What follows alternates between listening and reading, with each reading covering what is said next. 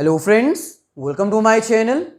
सो आज हम डिस्कस करेंगे chapter company accounts accounting for share capital के फर्स्ट पार्ट के बारे में। अकाउंटिंग की जितनी भी वीडियोस अब तक अपलोड की गई हैं उन सभी वीडियोस का लिंक डिस्क्रिप्शन में गिवन है, आप जाकर देख सकते हैं। सो कंपनी अकाउंट्स की इस सीरीज के फर्स्ट पार्ट में आज हम डिस्कस करेंगे बेसिक कॉन्सेप्ट और टॉपिक हमारे पास है meaning of a company, features of a company, share capital of a company and classification of share capital. Start करने से पहले आपसे रिक्वेस्ट है कि अगर आप फर्स्ट टाइम हमारे चैनल पर आए हो तो इसको सब्सक्राइब कर लीजिए, साथ में जो बेल आइकन अपीयर होगी उसको क्लिक करके ऑल नोटिफिकेशंस के ऊपर क्लिक कर दीजिए ताकि फ्यूचर में जब भी हम वीडियोस अपलोड करें अकाउंट्स या फिर बिजनेस स्टडीज के रिगार्डिंग उसका लिंक आपको मिल जाए। इकोनॉमिक्स की वीडियोस के लिए आप हमारे separate channel economics by Jolly coaching को रेफर कर सकते हैं। वहां पर इंडियन इकोनॉमिक्स, मैक्रो इकोनॉमिक्स और माइक्रो इकोनॉमिक्स के रिगार्डिंग वीडियोस अपलोड की जाती हैं with written notes. So first हमारे पास आता है मीनिंग। बेसिकली कंपनी होता क्या है? कंपनी एक टाइप ऑफ बिजनेस है, जैसे सोल प्रोप्राइटर है, ज्वाइंट हिंदू फैमिली है या फिर कोऑपरेटिव सोसाइटी है। वैसे ही कंपनी भी एक टाइप ऑफ अ बिजनेस है जिसमें दो या दो से ज्यादा पर्सन बिजनेस को स्टार्ट करते हैं for achieving the common objective. वो मिलकर बिजनेस को स्टार्ट करते हैं अपने ऑब्जेक्टिव्स को फुलफिल करने के लिए। सो यहां पर हमें कह रहे हैं a company is a type of business in which persons और members came together to achieve a common objective. So company एक बिजनेस की टाइप है, जैसे सोल प्रोप्राइटर होता है, हिंदू अनडिवाइडेड फैमिली होती है, जैसे पार्टनरशिप होती है। वैसे ही कंपनी भी एक टाइप ऑफ बिजनेस है जिसमें different persons, different members together अपने ऑब्जेक्टिव को अचीव करने के लिए एसोसिएट होते हैं, यानी इकट्ठे होते हैं और अपने ऑब्जेक्टिव्स को अचीव करते हैं। It is an association of person who came together to form a business. ये एक पर्सन्स की एसोसिएशन है, यानी ये एक ग्रुप ऑफ पर्सन्स हैं जिसमें वो एक साथ मिलके बिजनेस स्टार्ट करते हैं और अपने ऑब्जेक्टिव्स को अचीव करते हैं। A company is also called as joint stock company. Company को हम ज्वाइंट स्टॉक कंपनी भी कहते हैं। कंपनी के मीनिंग को अच्छे से अंडरस्टैंड करने के लिए हमें इनके फीचर्स को अंडरस्टैंड करना होगा। नेक्स्ट हमारे पास है डेफिनेशन। सो ये definition according to section 2 subsection 20 of companies act 2013 में प्रोवाइड की गई है। सो यहां पर हमें कह रहे हैं company means a company incorporated under this act और any previous company law. Company एक ऐसी कंपनी होती है जो कि रजिस्टर्ड की जाती है इस एक्ट के under. This act means companies act 2013। So company एक ऐसी कंपनी होती है जिसको रजिस्टर्ड किया जाता है अंडर कंपनीज एक्ट 2013 और एनी प्रीवियस कंपनी लॉ, या फिर इससे पहले कोई अगर एक्ट बना होगा या फिर कोई लॉ बना होगा तो उसमें रजिस्ट्रेशन करवाई जाती है। सो नेक्स्ट हमारे पास आता है feature, nature, character and quality of a company. So first हमारे पास आता है इनकॉर्पोरेशन, यानी कंपनी एक ऐसा बिजनेस होता है जिसकी इनकॉर्पोरेशन यानी रजिस्ट्रेशन करवाना कंपलसरी है। इसकी रजिस्ट्रेशन कंपनीज एक्ट 2013 या फिर इससे पहले बने हुए किसी भी एक्ट में करवाई जा सकती है। सो इट मीन्स कंपनी एक ऐसा टाइप ऑफ बिजनेस है जिसकी इनकॉर्पोरेशन करवाना यानी रजिस्ट्रेशन करवाना कंपलसरी है। सो यहां पर हमें कह रहे हैं incorporation means registration of a company. यहां पर इनकॉर्पोरेशन का मतलब क्या है? रजिस्ट्रेशन करवाना अपनी कंपनी की। For the establishment of a company one needs to register the company as per the companies act 2013। अगर किसी भी पर्सन को कंपनी एस्टेब्लिश करनी है, स्टार्ट करनी है, तो उसको एस्टेब्लिश करने के लिए उसकी रजिस्ट्रेशन करवाना कंपलसरी होगी।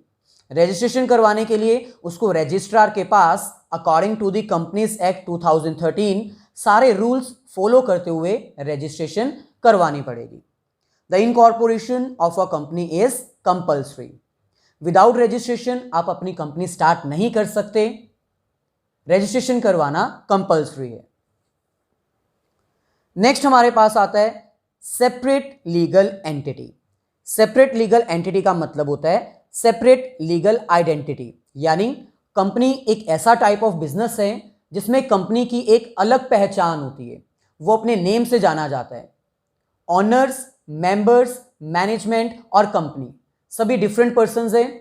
कंपनी की अपना लीगल स्टेटस होता है, वो किसी के ऊपर केस कर सकता है और उसके ऊपर केस हो भी सकता है, यानी वो अपने नेम से मार्केट में जाना जाता है, पहचाना जाता है।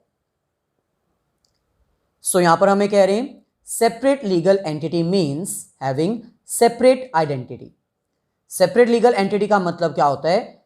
सेपरेट आइडेंटिटी होना, अपनी एक अलग पहचान होना। सो कंपनी की अपनी एक अलग पहचान होती है। अ company is having separate legal identity, which means a company is having his own separate existence and known by their own name। जिसका मतलब क्या है? कंपनी की अपनी एक अलग पहचान है, वो सेपरेट पर्सन है और उसकी एग्जिस्टेंस अलग है, वो अपने नेम से जानी जाती है। ऐसे ही नेक्स्ट हमारे पास आता है artificial person. It means company एक आर्टिफिशियल पर्सन है, वो ब्रीथिंग नहीं कर सकती लेकिन उसकी अपनी एक अलग पहचान है, उसकी रजिस्ट्रेशन अपने नेम से होती है। अगर केस करना है तो कंपनी के ऊपर किया जाएगा और अगर कंपनी ने केस करना है तो कंपनी के नेम से वो केस रजिस्टर्ड किया जाएगा। सो इट मीन्स कंपनी एक आर्टिफिशियल पर्सन है, इसकी अपनी एक अलग पहचान है और ये ब्रीथिंग नहीं कर सकती। So artificial person means not a real person who can not breathe. So company जो है वो एक आर्टिफिशियल पर्सन है, ये ब्रीथिंग नहीं कर सकती। Company is a artificial person in the eyes of law. कानून की निगाह में कंपनी एक आर्टिफिशियल पर्सन है, उसकी अपनी एक अलग पहचान है। Who can enter into a contract, purchase a property and conduct the business in his own name. अब क्योंकि कंपनी एक सेपरेट लीगल आइडेंटिटी रखती है, उसकी अपनी एक अलग पहचान है, वो मार्केट में अपने नेम से जानी जाती है, कानून की निगाहों में वो एक आर्टिफिशियल पर्सन है। सो इसीलिए वो कॉन्ट्रैक्ट में एंटर कर सकती है अपने नेम से, वो अपने नेम से प्रॉपर्टी परचेज कर सकती है और अपने नेम से बिजनेस को भी कंडक्ट कर सकती है। सो ऐसे ही फोर्थ कैरेक्टर हमारे पास आता है परपेचुअल एग्जिस्टेंस। परपेचुअल एग्जिस्टेंस का मतलब क्या होता है? Continuous existence, existence for long period. It means company की एग्जिस्टेंस जो है वो इफेक्ट नहीं होती। कंपनी में मेंबर्स आते हैं, कंपनी में से मेंबर्स चले जाते हैं, किसी की डेथ हो जाती है, कोई रिटायर हो जाता है, कोई अपने शेयर्स सेल करके कंपनी को छोड़कर चला जाता है, लेकिन इससे कंपनी की एग्जिस्टेंस में, कंपनी की कॉन्टिन्यूएंस में कोई इफेक्ट नहीं पड़ता। कंपनी कॉन्टिन्यूसली रन करती रहती है। सो यहां पर हमें कह रहे हैं perpetual existence means continuous existence for a long period of time. Perpetual existence का मतलब क्या होता है कि कॉन्टिन्यूसली एग्जिस्ट करना मार्केट में फॉर अ लॉन्ग पीरियड, बहुत लंबे समय तक मार्केट में टिके रहना और अपना बिजनेस करते रहना। A company is having perpetual existence which means it continue to exist for a longer period of time. जो एक कंपनी होती है वो एक ऐसा बिजनेस है जिसकी एग्जिस्टेंस इफेक्ट नहीं होती, ये कॉन्टिन्यूसली वर्क करती रहती है। मेंबर्स में कम, मेंबर में go, but it does not affect the existence of a company. Company में मेंबर्स आते रहते हैं, कंपनी में से मेंबर्स जाते रहते हैं, लेकिन इससे कंपनी की एग्जिस्टेंस में कोई फर्क नहीं पड़ता, वो कॉन्टिन्यूसली अपना वर्क करती रहती है। कंपनी की एग्जिस्टेंस तभी बंद की जाती है जब उसको हमें वाउंड अप करना होता है, यानी क्लोज करना होता है, शट डाउन करना होता है।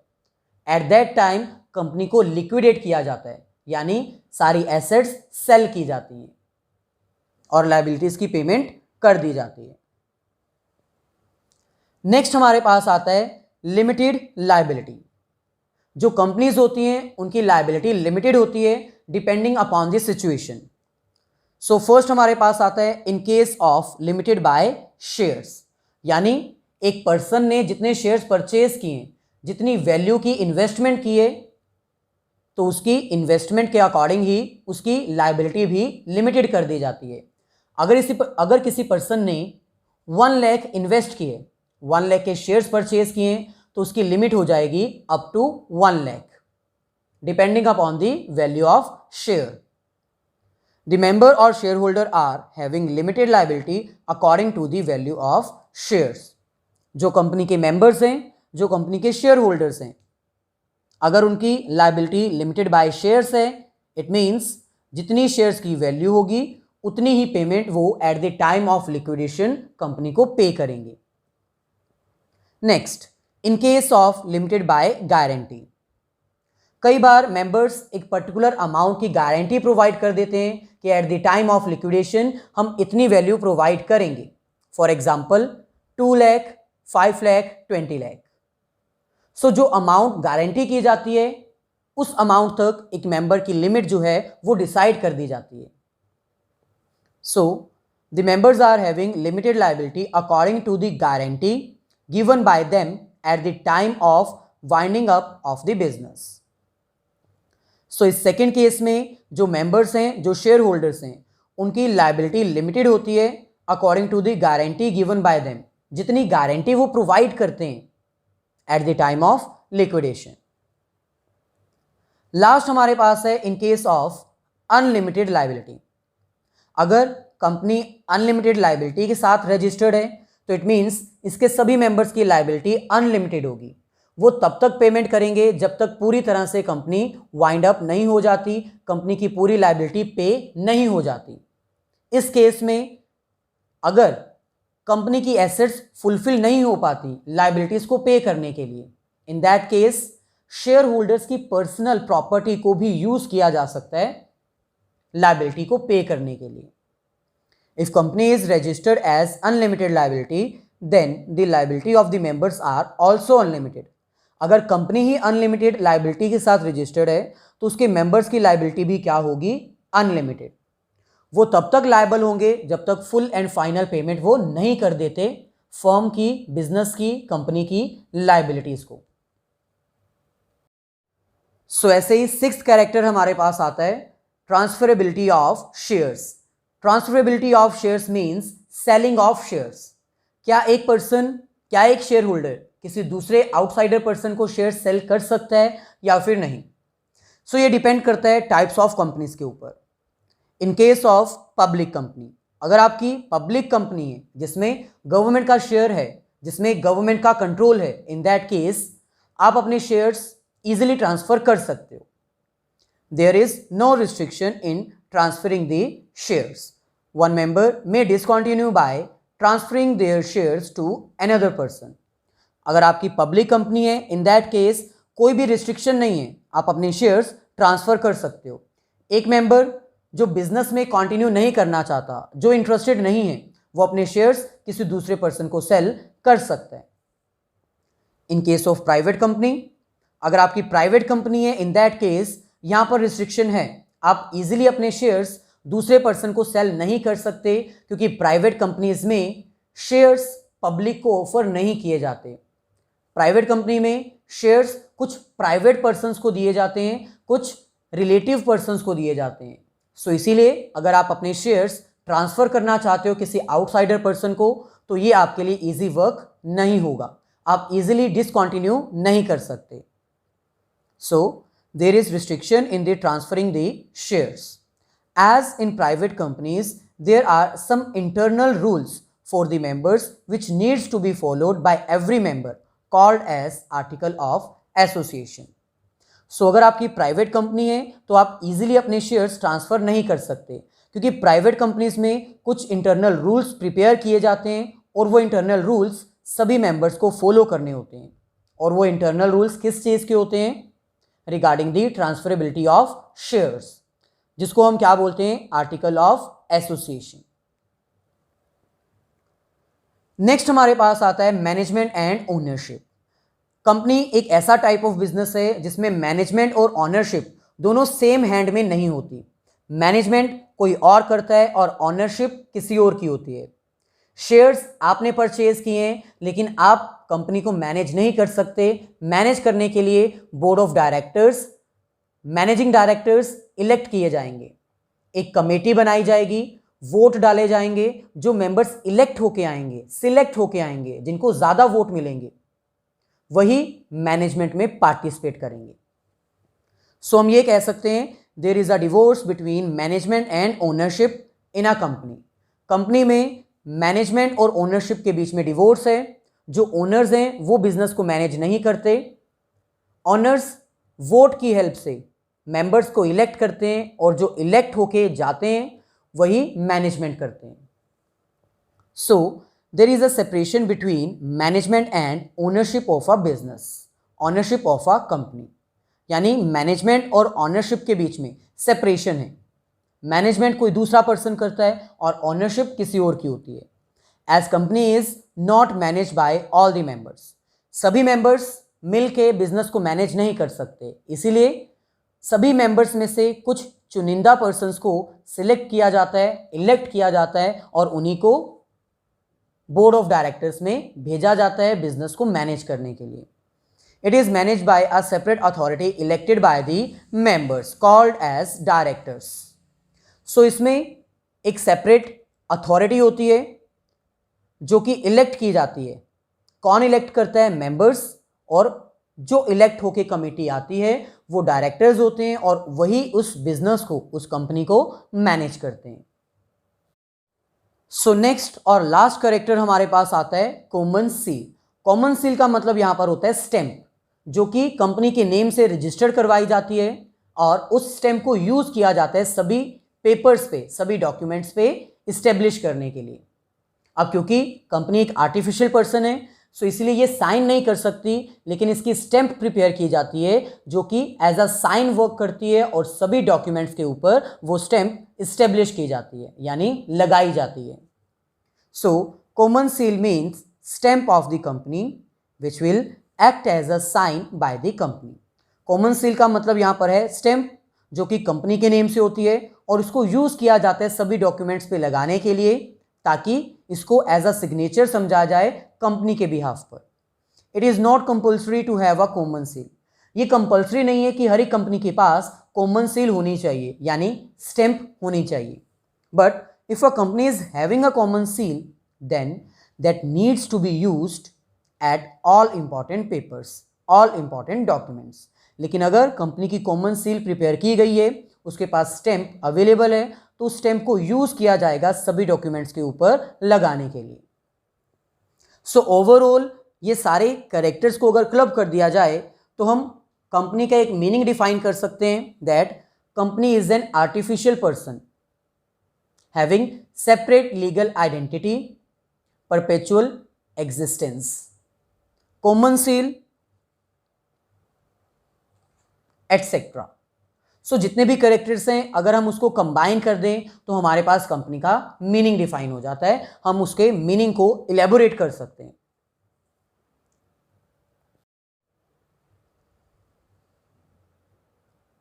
सो नेक्स्ट हमारे पास आता है share capital of a company.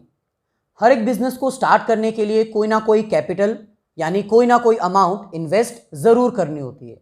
Same way से कंपनी को स्टार्ट करने के लिए भी कैपिटल की रिक्वायरमेंट होती है, यानी ऐसे अमाउंट जो बिजनेस को स्टार्ट करने के लिए इन्वेस्ट की जाती है। सो कंपनी में इन्वेस्ट की जाने वाली अमाउंट को हम शेयर कैपिटल बोलते हैं। Share capital is the capital of the company which is raised bye issue of shares. So share capital company की कैपिटल होती है जिसको कि शेयर्स इशू करने पर रिसीव किया जाता है। कंपनीज अपने शेयर्स इशू करती हैं जिसके अगेंस्ट उनको कैपिटल मिलती है, अमाउंट मिलती है अपने शेयर होल्डर्स से, अपने डिफरेंट मेंबर्स से। It is an amount which is collected by the company by issuing the shares in the market. ये वो अमाउंट होती है जो कि पब्लिक कंपनी मार्केट में अपने शेयर्स इशू करके रेज करती है। वो अपने शेयर्स की वैल्यू डिसाइड कर लेती है 10, 20, 100। उसके अकॉर्डिंग वो अपने शेयर्स के थ्रू कैपिटल रेज करती है। It is an amount collected by company by privately placing the shares. ये एक ऐसी अमाउंट होती है जो कि प्राइवेट कंपनी अपने शेयर्स प्राइवेटली प्लेस करके रेज करती है।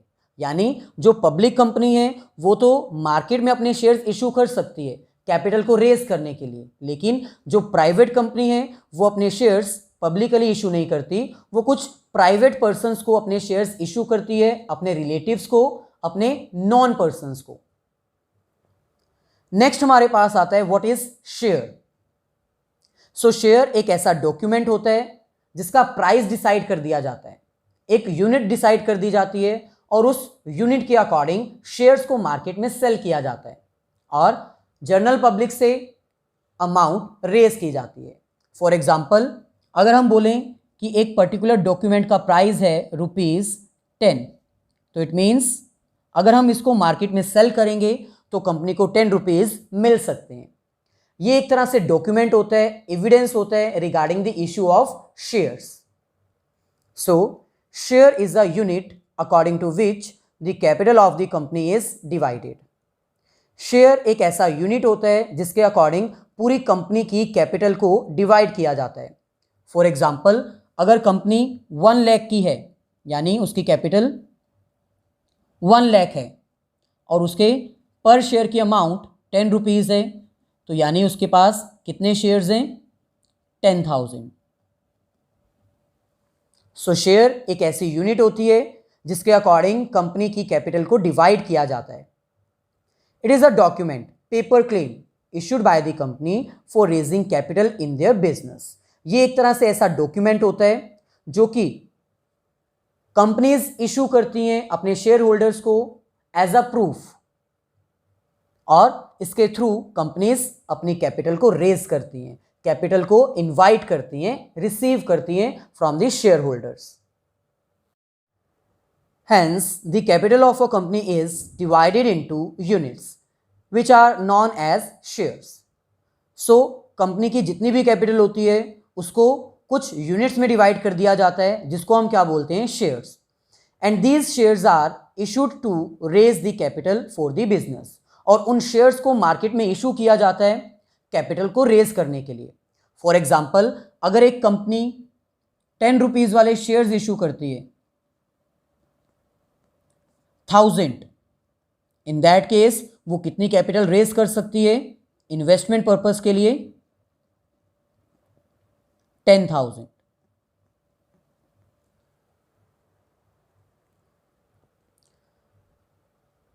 नेक्स्ट हमारे पास है क्लासिफिकेशन ऑफ शेयर कैपिटल, यानी एक कंपनी अपने शेयर कैपिटल को यानी कैपिटल को कैसे क्लासिफाई कर सकती है, कैसे डिवाइड कर सकती है। सो फर्दर स्टार्ट करने से पहले अगर आपको वीडियो अच्छी लगी है तो प्लीज़ इसको लाइक ज़रूर कर दीजिए और अपने सभी फ्रेंड सर्कल में इसको शेयर कर दीजिए। हमारे separate channel economics by Jolly coaching को सब्सक्राइब कर दीजिए क्योंकि इकोनॉमिक्स के रिगार्डिंग सारे लेक्चर्स वहीं पर प्रोवाइड किए जाते हैं with written notes. So company की कैपिटल को हम बेसिकली 3 पार्ट्स में डिवाइड कर सकते हैं: authorised capital, issued capital and subscribed capital. First हमारे पास आती है ऑथोराइज्ड कैपिटल। ऑथोराइज्ड कैपिटल का मतलब होता है कि कंपनी को कितनी अथॉरिटी दी गई है कैपिटल को रेज करने के लिए, यानी एक पर्टिकुलर कंपनी कितनी कैपिटल रेज कर सकती है bye issuing the shares in the market.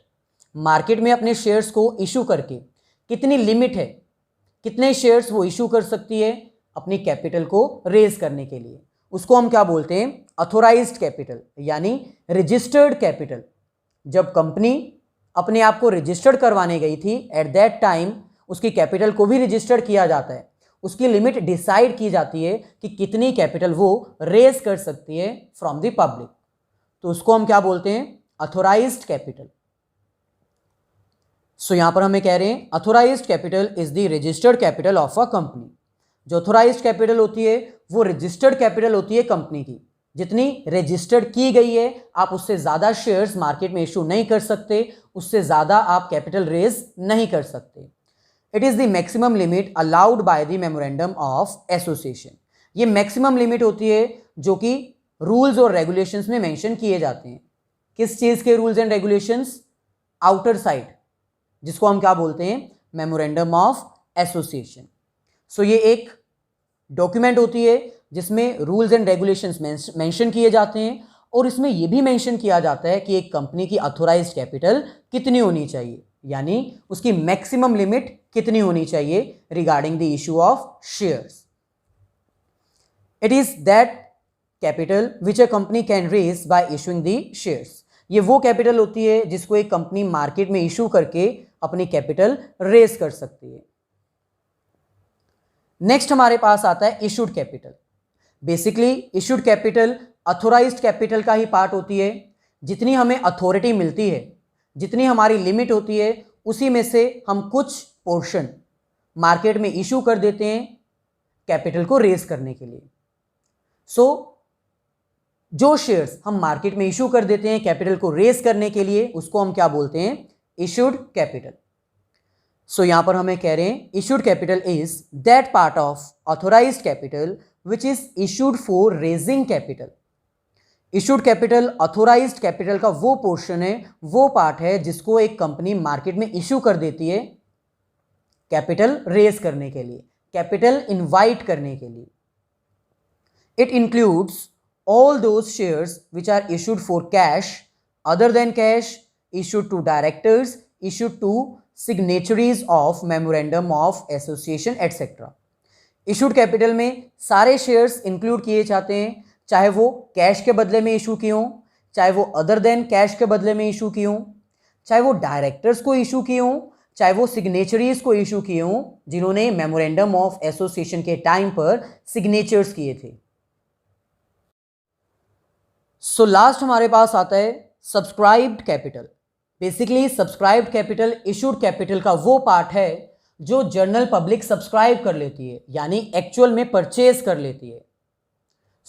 Market में अगर 1 लाख के शेयर्स इशू किए गए हैं और उसमें से पब्लिक ने सिर्फ 80,000 के शेयर्स ही परचेज किए हैं, तो सब्सक्राइब्ड कैपिटल हमारी कितनी होगी? 80,000।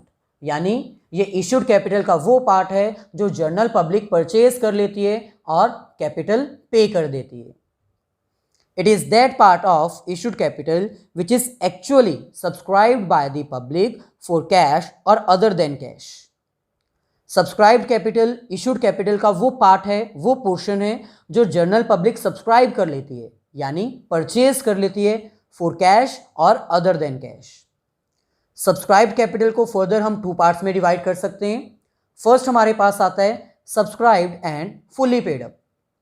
Subscribed and fully paid up subscribed capital का वो पार्ट है जो जनरल पब्लिक सब्सक्राइब कर लेती है, परचेज कर लेती है और उसकी फुल फ्लेज पेमेंट कंपनी को पे कर देती है। इट मीन्स ये वो कैपिटल है जिसके अगेंस्ट कंपनी को पूरी अमाउंट मिल चुकी है, रिसीव हो चुकी है, कोई भी आउटस्टैंडिंग अमाउंट नहीं है। It is that part of subscribed capital which is fully subscribed and paid by the shareholders. ये subscribed capital का वो पार्ट है जो जनरल पब्लिक ने सब्सक्राइब कर लिया है, यानी परचेज कर लिया है और उसके रिगार्डिंग पूरी अमाउंट पे कर दी है। It means the company has received all the amount from the shareholders against the amount called up. इसका मतलब कंपनी ने जितनी भी अमाउंट कॉल की है शेयर होल्डर से, उसके रिगार्डिंग सारी अमाउंट उनको मिल चुकी है। अगर सारी अमाउंट मिल चुकी है तो उसको हम क्या बोलेंगे? Subscribed and fully paid up. लेकिन अगर कोई शेयर होल्डर फुल अमाउंट पे नहीं करता तो उसको हम क्या बोलेंगे? Subscribed but not fully paid up. यानी जनरल पब्लिक ने हमारे शेयर्स परचेज तो किए, लेकिन हमारी कॉल करने पर उस शेयर होल्डर ने फुल अमाउंट पे नहीं की। अगर हमने 8 रुपीज़ कॉल किए तो शायद उसने 8 रुपीज़ पे ना किए हों, उसने 5, 4, 3 कम अमाउंट पे की हो। अगर शेयर होल्डर्स फुल अमाउंट पे नहीं करते तो हम उसको क्या बोलते हैं? Subscribed but not fully paid up. It is that part of capital which is called up by the company but does not receive from the share holder. ये सब्सक्राइब्ड कैपिटल का वो पार्ट है जो कंपनी ने call तो की है, पैसे मंगवाए तो हैं, लेकिन शेयर होल्डर्स ने अमाउंट पे नहीं की। That is called subscribed but not fully paid up. ये था हमारा आज का basic concept, company accounts, issue of shares, part 1। अगर आपको वीडियो अच्छी लगी है तो प्लीज मेरी सारी वीडियोस को अपने फ्रेंड्स के साथ शेयर कीजिए, लाइक कीजिए। अगर कोई क्वेश्चन है तो आप कमेंट करके पूछ सकते हैं और हमारे separate channel economics by Jolly coaching को जरूर सब्सक्राइब कर लीजिए।